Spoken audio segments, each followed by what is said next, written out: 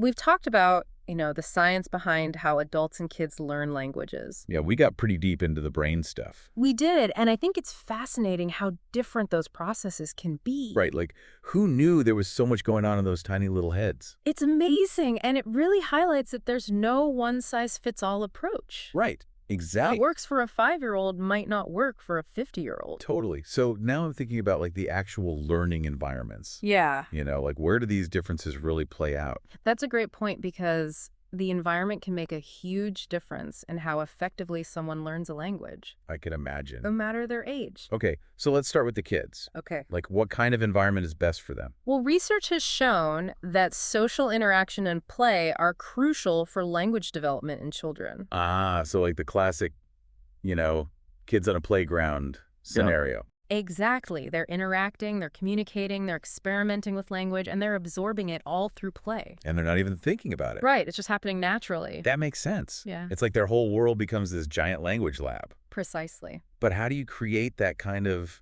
immersive environment if you don't live in a place where the language is spoken? Yeah, that's a challenge, but there are still ways to foster those immersive experiences. Like what kind of things? Well, you can try to surround them with the language as much as possible. Okay. So, play music and movies in the target language, read books together. Oh, I like that. Find online communities or language exchange programs where they can interact with native speakers. So even if they're not like physically immersed in a new country, Yeah, they can still create this kind of language-rich bubble around them? exactly. You want to create as many opportunities as possible for them to hear and use the language. Okay, and what about travel? Travel's amazing. Like taking them to a country where the language is spoken? Oh, absolutely. Travel, even for a short period, can be incredibly impactful. Like a fast track to fluency. I can imagine them just soaking it all up like little sponges. Exactly. Oh. They're hearing the language spoken in different contexts, seeing it written on signs, and even starting to use it themselves to navigate everyday situations. That's so cool. All right, so we've got playgrounds, travel. What about us adults? Yeah. We've got jobs and responsibilities and all that stuff. Adulting is hard. It is. So how do we create those immersive experiences when we don't have, all the free time in the world? Well, we might not have playgrounds full of native speakers at our disposal. Right. We can still get creative and find ways to immerse ourselves in the language. Okay, I like that idea. Remember, we excel at structured learning, Mm-hmm. so leveraging that is key. So like embracing those textbooks and language courses. Yes, but don't let learning become just a dry academic exercise. Okay. Think about incorporating the language into your daily routine in ways that are enjoyable and relevant to you.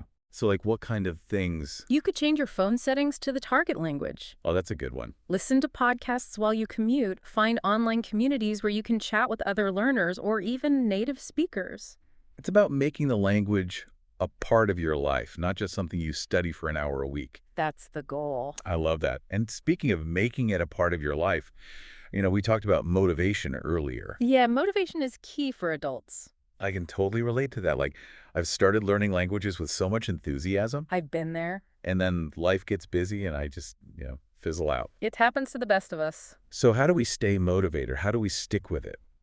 It's important to make language learning a habit.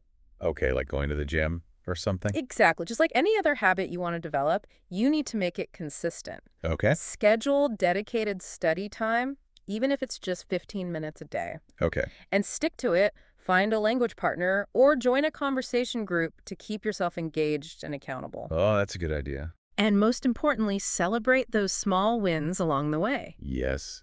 Celebrating small wins. Yeah. I love that. It's easy to get caught up in how much we still have to learn and forget to acknowledge our progress. Totally. Like give yourself a pat on the back Exactly. for mastering a new verb tense or something. Any progress is good progress. I like that. All right. So we've talked about play and immersion for kids Right. and structured learning and habit building for adults. Those are some key strategies. What else? What other tips and tricks can we share with our listeners? Well, I think it's time to dive into some more specific age-related strategies. Oh, okay. Like things that work particularly well for kids Yeah, and others that are more effective for adults. exactly. We can explore those in more detail and provide some practical takeaways for everyone. All right. Sounds good to me. Yeah. Let's move on to part 3. Let's do it. Okay, so we've talked about the science behind how kids and adults learn languages. We've covered a lot of ground. We have, and we've looked at different learning environments. Right from playgrounds to classrooms. Exactly. Yeah. So I now I'm really curious to get into some specific strategies. Yeah, let's dive into some practical tips. All right, so let's start with the kids. Okay. We talked about how much they benefit from play and social interaction. Right. That's crucial for their language development. So how can we turn that into a learning strategy? Well, the key is to make it fun. Okay, so ditch the flashcards. Exactly. No more boring drills. Turn language learning into a game.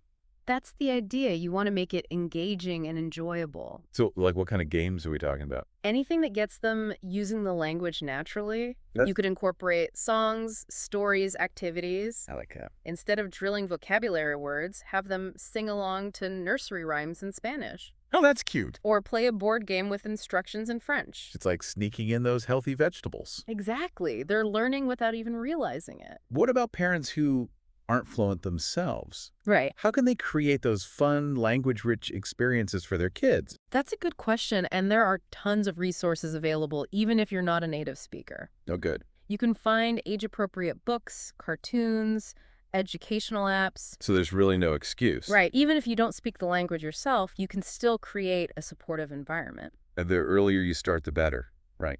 Early exposure is definitely beneficial, Okay. but it's never too late to introduce a new language. So no pressure. No pressure. Kids are adaptable and curious. They pick up languages more easily than we give them credit for. All right, that's good to know. Mm. Now let's shift gears to the adults. Okay. We might not have those, super flexible brains anymore. You might be a little less sponge-like. Right, but we do have other advantages. Absolutely. So what strategies can we use to make the most of our adult brains? Well, one of the biggest things is to think strategically about your learning. Okay, so like be more intentional about it. Exactly. Consider your learning style. Right, like am I a visual learner, an auditory learner? Exactly. And once you understand your learning style, you can tailor your approach. So if I'm a visual learner, I might use flashcards or videos. Right. Or if you're more auditory, you might focus on podcasts and music. And what about self-discipline? Oh, that's huge for adults. Right, we're usually better at, creating study plans and setting goals. Exactly. That structure can be a major advantage. But we also need to be patient, right? Absolutely. Learning a language takes time and effort. No matter how old you are. Exactly. So be kind to yourself and celebrate those small victories along the way. I like that. And speaking of celebrating small victories, we talked about Lang Magic earlier. Oh, yeah. That's a great resource for adults, too. It is. They've really tapped into the importance of, enjoyment and motivation. And they make it easy to immerse yourself in real-world content. So whether you're a kid who loves cartoons or an adult who's into podcasts. There's something for everyone. And a lot of their core features are free. Which is amazing. So we'll definitely encourage our listeners to check them out. So as we wrap up our deep dive, I think it's clear that, there's no simple answer to the question of who learned languages better. It's a complex issue. It is, we both have our strengths and weaknesses. Right. Kids and adults have different advantages. And the key is to understand those differences. And find what works best for you. Exactly. So to all our listeners out there, no matter your age. Keep learning. Keep exploring. And most importantly, have fun with it. The world of languages is waiting. And that's it for this episode of The Deep Dive. Thanks for joining us. We'll see you next time.